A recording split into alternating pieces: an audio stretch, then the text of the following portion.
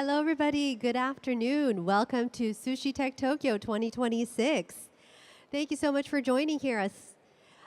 This session will be about who will build trustworthy AI, the responsibility of technology companies in an era of disruption. Please welcome our speakers. Takayuki Morita, NEC. Hidetoshi Tojo, Anthropic Japan. Miwa Seki, Empower Partners Fund. Please welcome our speakers with a huge round of applause. Welcome onto the stage.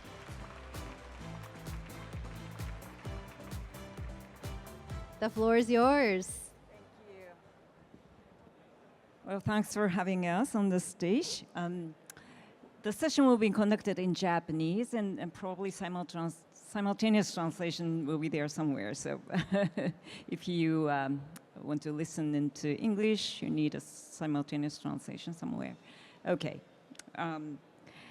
それではですね、このセッション、 We'd like to get started with the session, Who will build trustworthy AI? So the theme of this session is trustworthy AI. So generative AI is not just a tool for improving efficiency of the operations.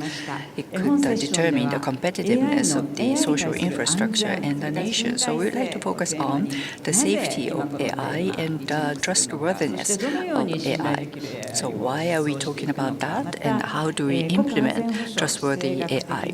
And also in the context of the safety and the security, how should we look at the AI and AI regulation and so forth? So we'd like to talk about a variety of those topics.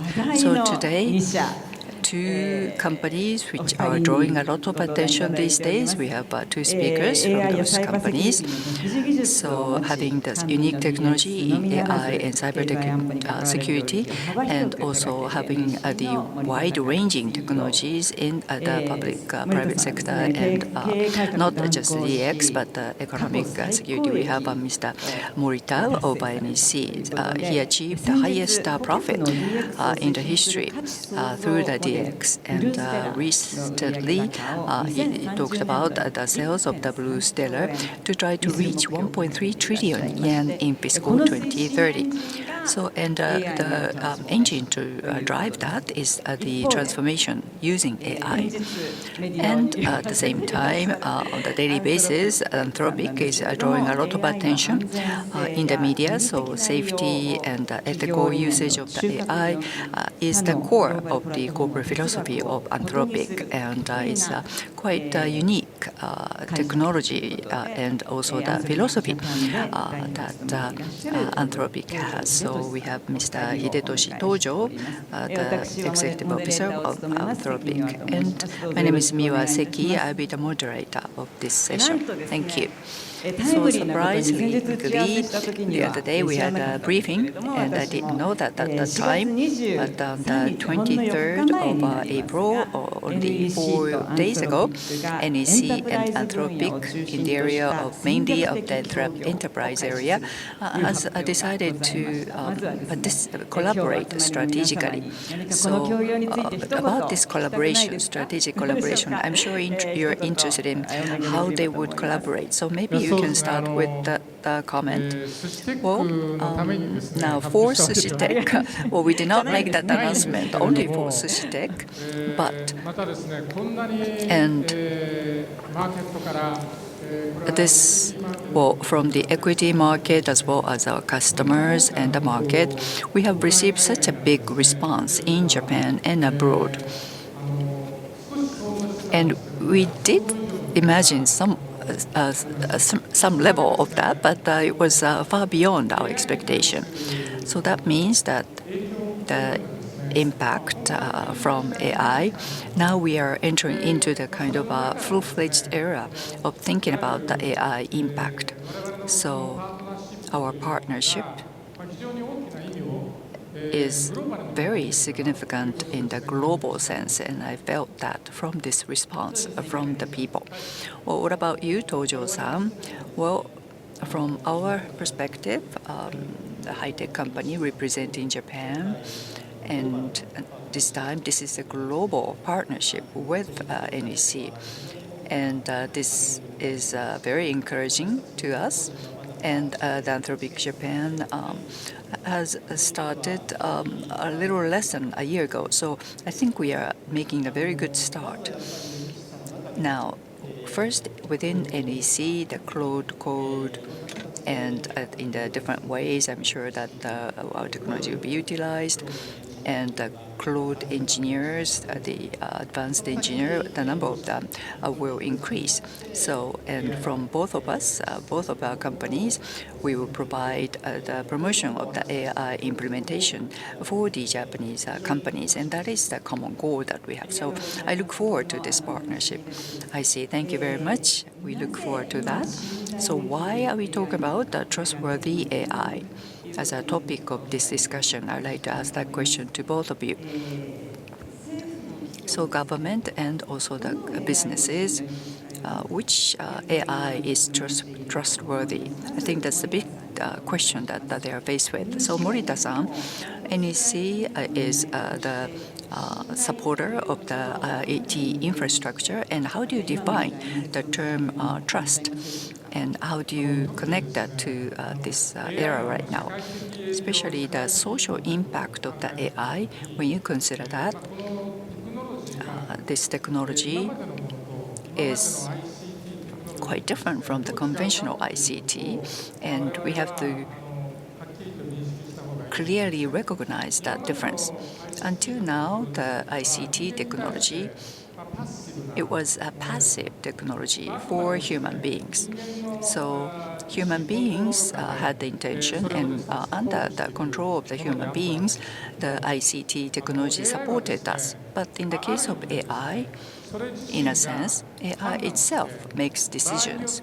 In some cases, automatically, the AI or autonomously, AI can take actions.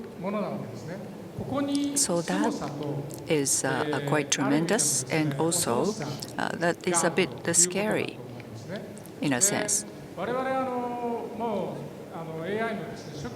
From the initial age of AI in our research lab, we were thinking what the AI was, and 5,000 years ago, it's just like looking at the wild horses, and the human beings started to control the horses, and that's very similar to what we are facing right now. So trustworthy wild horses. So we want to make them as a trustworthy partner. And so that means that the AI needs to be harnessed, and that needs the harness, but it still does not have the harness.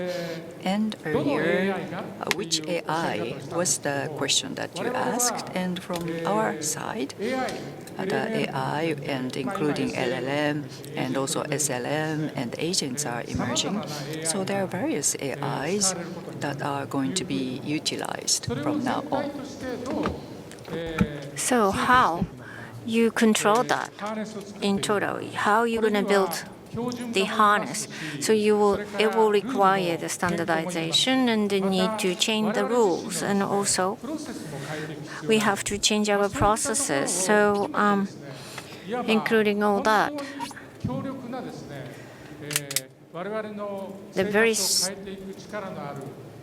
the AI that has a strength that can change our lives has to be controllable. So by doing that, we can create the human-centric world. For that, the keyword is trust.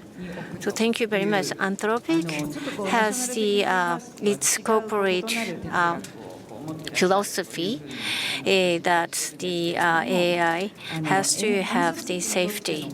So for Anthropic, so what is the definition of your safety and trust? Why do you have such a corporate philosophy? Yes, there are 8 founders in Anthropic, and all of them came from OpenAI. And they've been acting in the fields, in this field as researchers. And so now we started seeing that the AI is becoming so capable and powerful. But our founders knew from the very early stage that AI would have the substantial impact and influence on human beings. And it could be 5 years from now or 10 years from now, but then they knew that it would happen.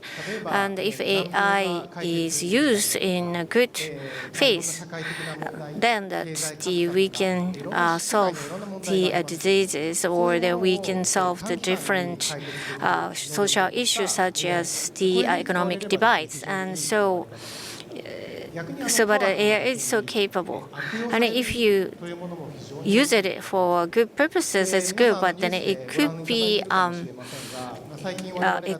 leveraged for the malicious purposes. You know that the Mythos model that we have already released, maybe you have heard that in the news, but we are delivering that to the defense side before it is delivered to the attackers. And so in order to prevent, in order to protect. So, but it is so highly risky. But then, if we use it in a wise way, it will be beneficial for human beings. So, therefore, the AI has to be safe and secure. Otherwise, it doesn't mean anything. So that's why that from the very beginning, the safe and secure AI is our mission. So that's we've been facing since we developed the model. Thank you very much. So how are you going to implement such trustworthy AI?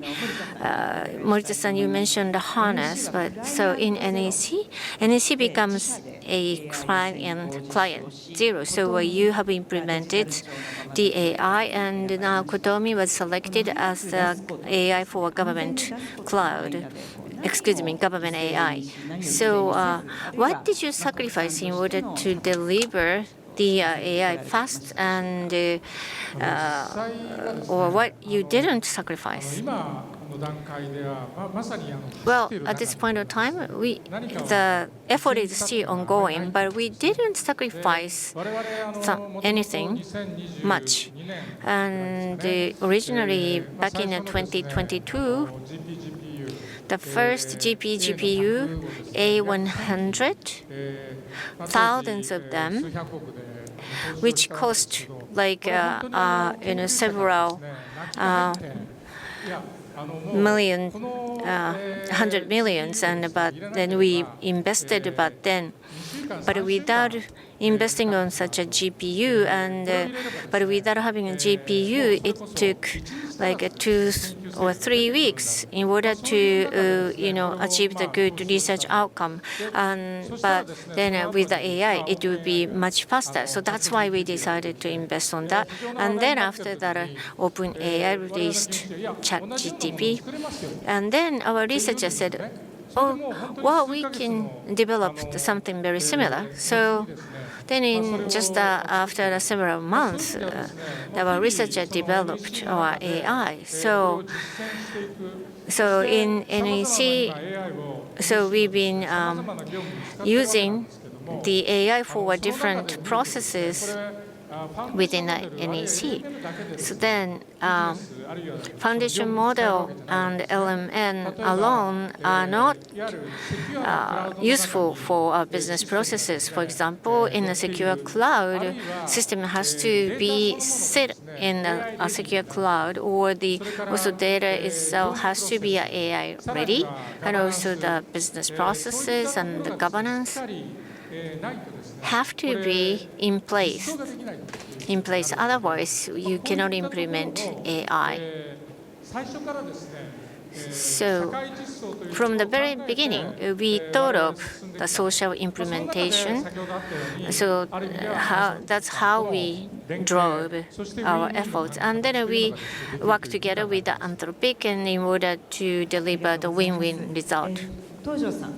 Tojo-san, Anthropic talked about the constitutional AI and responsible and scaling policy.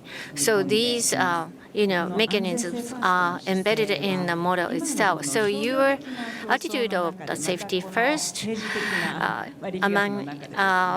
the backdrop of the competition, commercial competitions, and the political dynamics. So how does it work, or how it does not work?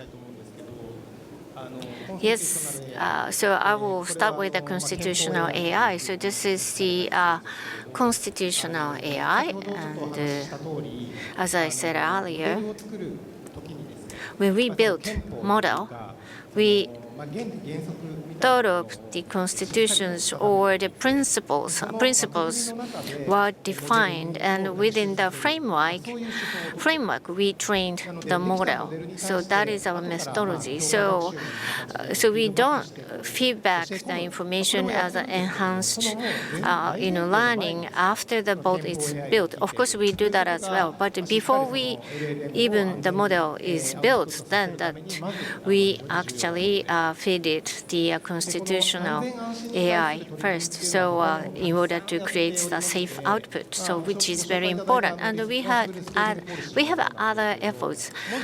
Responsible scaling policy is one of our safety efforts.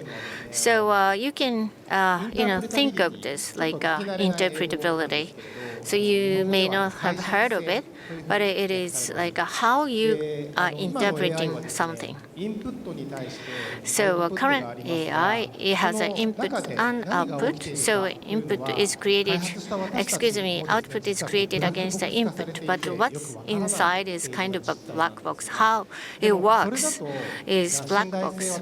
That with the black box, you cannot improve the trust and reliability. You have to know that why it came to deliver these answers. So we spent a lot of resources in order to understand how the inside is working. And if you are interested in, please check our website and search on interpretability. So you can see very interesting experiments. But with the efforts that we understand how it is working inside, so that we can reduce the hallucination.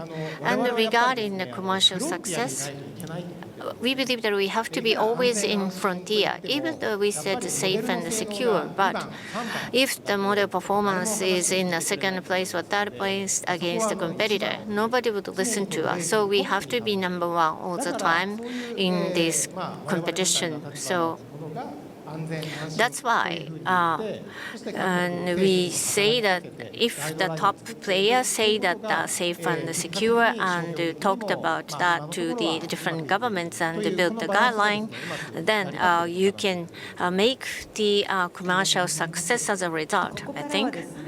Thank you very much. So regarding geopolitics and national safety and economic security, we'd like to, with the context of those, we'd like to talk about the role of the AI. Morita-san, in our briefing, you said that the era of the free trade was over. So in the national security area, we will need a bias, AI without bias, and autonomous AI is needed. So your Kotomi was chosen as a government AI, and probably that thinking was behind it. So economic security and also eliminating the malicious intent and autonomy. From those perspectives, could you talk about the utilization of sovereign AI? Well, right now, I think that technology and national security cannot be discussed separately. And national security, when we consider that, there are two important things. First, as Seki-san said, we have to make sure that there is no bias. There is no contamination with the wrong information. And concerning that, AI's training, what kind of data and how they are used for the training of AI. The disclosure of that for us, since we make this from scratch, the AI's technical secret, and it's a core part of it. So because of that, so what kind of data and how they are used in the training, that is not disclosed. And of course, on top of that, there are secondary and tertiary level that not using the data, but from outside we can verify that there is no bias, so we can guarantee not 100%, but to some extent. And there are some areas that you can use this. So, for example, the private sector or quasi-public sector. But if it's crucial and sensitive, and if it has to do with the core of the culture of different countries, that would be very difficult to use them. Another thing is that AI in our digital infrastructure, that the AI is in the core part of it. So right now, you mentioned the free trade. So for example, say that from the ally, the United States, the base language model or foundational model is provided. But of course, if it is kept being provided, that's good, but there's no guarantee for that. So for that, as mentioned earlier, the sensitive information in that particular area, there has to be a plan B. We have to have plan B. So plan B, so for example, not to use the U.S. Supreme System. That is not the plan B, but rather if there is a free competition and free selection, which are guaranteed, we would use it. But if they are not secured, then we would initiate plan B. So that is for the national security in order to secure and ensure that that would become necessary. So from that perspective, within certain scope or range, the national AI has a significance. Thank you. So that point that you made, as a global company, Anthropic, handling data in Japanese market, there's some kind of a concern about that. So how do you respond to that anxiety? Thank you. Oh, first of all, as Morita-san said, the national security perspective, and as a plan B, the sovereign AI, the existence of it, and also the needs for the sovereign AI, I understand. And there should be sovereign AI. But at the same time, we have a global AI models which scales globally. So huge amount of data and parameters and computing resources are being utilized to create the big intelligent model, and we are providing it free at the low price to people. So if you want to use it on a daily basis, and also for the companies, it makes sense to utilize our technology. And there are various data in the cloud. So the convenience of the cloud is something that you're feeling, I think, and use of AI does make sense, and it's convenient to use it. Well, as I mentioned at the beginning, AI like an orchestrator. You have to be able to use it in an optimum way, and having agents and to access the best optimum model and to access the necessary data. That way of using will be increasing from now on. So in that sense, Anthropic's LLM and then use of it is very significant. If I may, thank you for that. If I may add just one thing. So for, I think there was a question about us handling the Japanese people's data. So right now, via cloud, we provide our Anthropic services, and if when you do that, you can do the inferencing within Japan. So the data that is entrusted to us will not go outside of Japan, but we can keep it inside Japan in the data center and can be returned. So encryption key also can be managed by the customers. So if that is the case, you cannot really decrypt it, and in order to decrypt it, the customers have to take active action. So in that sense, it's not purely Japanese, but they can be managed in Japan. So in that sense, I think in that sense, it is a sufficient AI model. Thank you. We are running out of time, but quickly about the AI regulation and governance, I would like to ask a question to both of you. In different countries, there are different approach to AI regulation and governance. And EU has led in the regulation, and the US has focused on the development of the industry. So, which way would Japan go? So, Morita-san, you mentioned that the regulation will slow down the technological innovation. You said that the other day. So, about the AI regulation, in which direction that Japan should move? Well, technology and international competitiveness and the technological sovereignty, they are all related. So if you have too much regulation, then you would give up the technological sovereignty, and you need to protect only with the data and the operational sovereignty. And if that is the case, the Japanese technologies and international competitiveness, you would need to give it up, and there's a danger for that.